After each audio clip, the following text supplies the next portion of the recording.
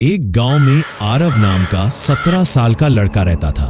गांव के बाहर एक पुराना जर्जर घर था जिसे लोग शापित हवेली कहते थे। कोई भी वहां जाने की हिम्मत नहीं करता क्योंकि कहते थे कि उस घर में रात को किसी के कदमों की आवाज आती है। आरव जिज्ञासु स्वभाव का था। एक दिन वह अकेला ही उस घर को देखने चला गया। दरवाजा चरमराता हुआ खुला। अंदर सब जगह धूल और मकड़ी के जाले थे। वह टॉर्च लेकर कमरे कमरे घूमने लगा। अचानक उसे एक कमरा दिखा जिसकी चाबी दरवाजे में ही लगी थी। जब उसने दरवाजा खोला तो कमरा बिल्कुल साफ था, जैसे कोई अभी भी वहां रहता हो। कमरे के बीचों बीच एक पुरानी लकड़ी की कुर्सी थी जिस पर किसी ने लाल रंग से लिखा था, वापस लौट जा। लेकिन दरवाजा अपने आप लॉक हो गया। तभी पीछे से किसी के धीरे धीरे चलने की आवाज आने लगी। उसने मुड़कर देखा तो कुर्सी खाली नहीं थी। वहां एक काली परछाई बैठी हुई थी जिसकी आंखें अंगारों की तरह लाल चमक रही थी। आरव चीखना चाहता था लेकिन आवाज नहीं निकल रही थी। टॉर्च उसके हाथ से गिर गई और पह! गांव वाले मानने लगे कि आरव हवेली का हिस्सा बन गया है, लेकिन असली रहस्य तो हवेली के अंदर ही छिपा था। गांव के कुछ लोग जिज्ञासा में उस घर के पास गए। उन्होंने खिड़की से झांका तो देखा कि उसी कुर्सी पर अब आरव बैठा था। दरअसल वह हवेली एक पुराने तांत्रिक की थी जिसने मरने से पहले श्राप दिया था कि जो भी उस घर में अकेले प्रवेश करेगा वह उसकी आत्मा का कैदी बन जाएगा। हर नए शिकार की आत्मा पहले वाले शिकार को मुक्त कर देती है और खुद बंध जाती है। मतलब आरव ने जिस परछाई को देखा था वह किसी और की आत्मा थी और अब उसकी जगह आरव उस कुर्सी पर बैठ चुका था। अब हवेली खाली नहीं रहती। कभी कभी रात में उस घर की टूटी खिड़कियों से आरव की परछाई दिखती है। गांव के लोग कहते हैं कि अगर कोई अंदर गया तो आरव उठकर कहता है, देर मत कर, मेरी जगह ले ले। आरव की गायब होने के बाद गांव में अजीब चीजें होने लगी। रात में लोगों के घरों के दरवाजे अपने आप खुल जाते। कहीं से भी बच्चे की हंसी सुनाई दी और कई बार किसी ने अपने आंगन में आरव की टॉर्च जलती हुई देखी। लोग डर गए और हवेली के पास जाना बिल्कुल बंद कर दिया।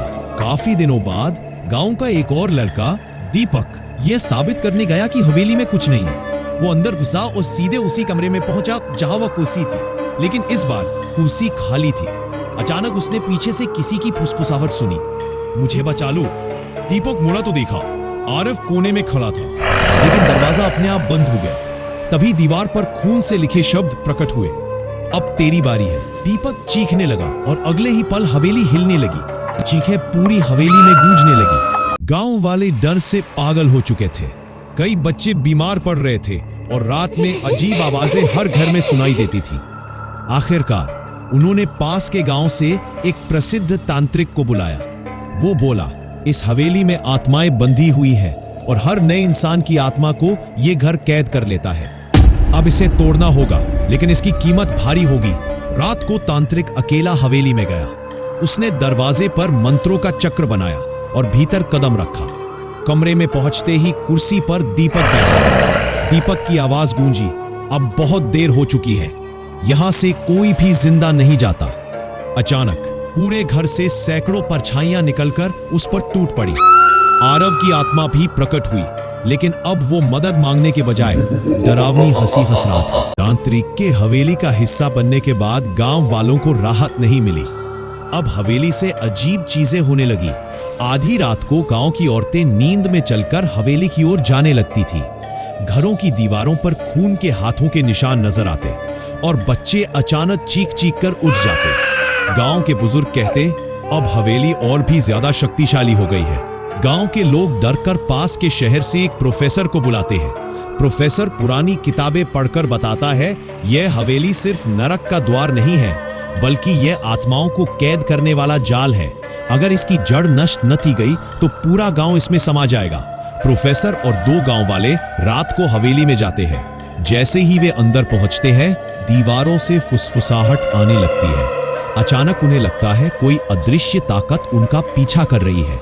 कमरे में वही कुर्सी फिर से दिखाई देती है, लेकिन इस बार उस पर आरव, दीपक और तांत्रिक तीनों की परछाई बैठी होती है। प्रोफेसर की हवेली में फंसने के बाद पूरा गांव सहम चुका है। लोग रात में घर से निकलना बंद कर देते हैं, लेकिन अजीब घटनाएं रुकती नहीं। कुएं का पानी काला हो जाता है, पेड़ों से खून टपकता है और हर रात गांव के बीचों बीच हवेली की घंटी अपने आप बजती है। अचानक एक रात प्रोफेसर गांव के बीचों बीच खड़ा दिखता है। वह फुसफुसाकर कहता है, हवेली अब मेरे अंदर है और इसका श्राप गांव से बाहर तक जाएगा। गांव वाले समझ जाते हैं कि अब हवेली सिर्फ एक जगह नहीं बल्कि प्रोफेसर का शरीर ही नया नरक द्वार बन चुका है। गांव का बुजुर्ग पुजारी, जो पहले डरकर कुछ नहीं बोला था, आगे आता है। वह कहता है कि हवेली को खत्म करने का एक ही तरीका है, उस किताब को नष्ट करना, क्योंकि उसमें ही श्राप बंधा है। गांव के कुछ बहादुर लोग और पुजारी मिलकर हवेली की ओर निकलते हैं। हर जगह आरव, दीपक और तांत्रिक की हंसी गूंजती है। कुर्सी पर अब तीनों की परछाई बैठी है और उनके पीछे प्रोफेसर खड़ा है। प्रोफेसर गरजता है, ये हवेली अब कभी नहीं मिटेगी। पुजारी किताब पर पवित्र मंत्र पढ़ता है और उसे जलाने की कोशिश करता है। हवेली कांपने लगती है, परछायां चीखती हैं और पूरी इमारत ध्वस्त हो जाती है। सब राख में बदल चुका है। गांव वाले राहत की सांस लेते हैं, लेकिन राख के बीचों बीच वही कुर्सी जस की तस पड़ी होती है।